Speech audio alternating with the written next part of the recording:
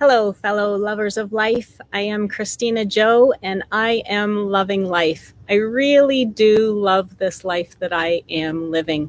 I want to wish everybody a happy Father's Day today. Well, I guess all the fathers out there wish you a happy Father's Day. One of the things I just love about life the most is being a parent. And with Father's Day here today, it kind of has me thinking about being a parent. And I think one of the things I love most about life is learning. I also think because I love learning, it gives me opportunities more often to love life, because that's really what life is all about, is just learning and learning more about yourself. I can tell you I have learned a ton about myself being a parent. I started being a parent one way, and since my kids have been growing up, my kids are now 21 and almost 21 and 16, and I've completely changed who I am and how I view parenting and what my perspectives are, how I operate as a parent. I've done a complete 180, probably 360. I don't even know what I've done. I just know I'm completely different than how I started out as a parent. And I think what has happened is I've learned from my children what parenting is all about. I decided quite some time ago to realize that parenting isn't really about me teaching my kids. It's about what can I learn from them. They are the true teachers in this. I want to share a little bit of an experience. It's got nothing to do with me as a parent, other than I stepped back and allowed my husband to be a parent without cutting in on him. And that's something that I have been practicing lately, doing better at. And doing that is helping me love life more, let me tell you, because cutting in on them wasn't really feeling good. So that is a way that has helped me love life. But the last few weeks, I've been watching a bit of a situation over actually the last little while through these pandemic times where things are so uncertain. My kids happen to be at the age where they decided to not only grow an opinion, but to share an opinion. Our dinner table conversations got very interesting and sometimes a little bit heightened, just having the different opinions coming out. And interestingly enough, oftentimes there were 4 different opinions at our table.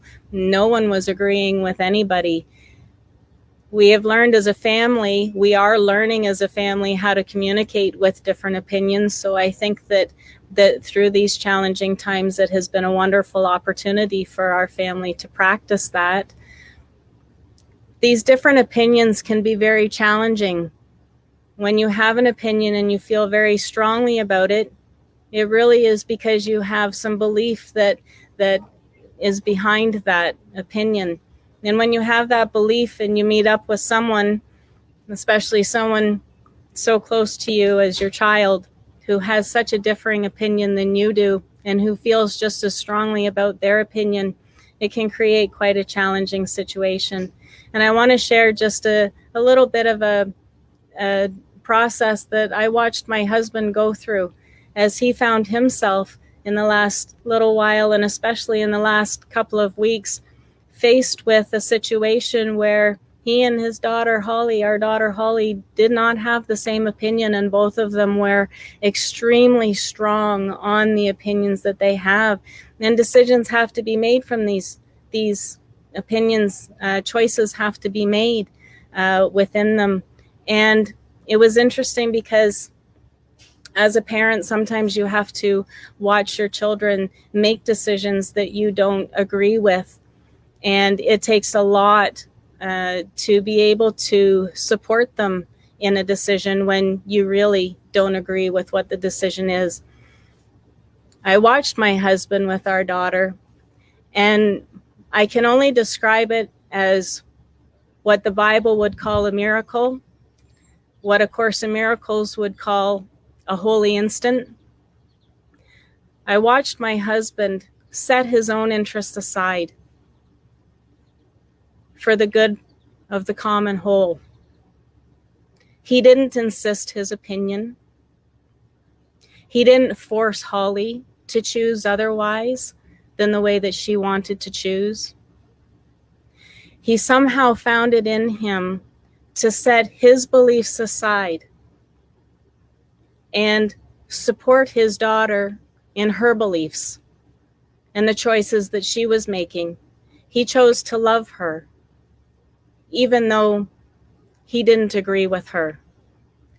And to me, to watch that was just such an incredible experience. To watch that sort of love grow between them, and to have them come out of that situation both knowing a little bit more confidently who they are as a person, and that who they are as a person and what they believe is okay, even though it's different from someone else. Watching this has been so helpful to me.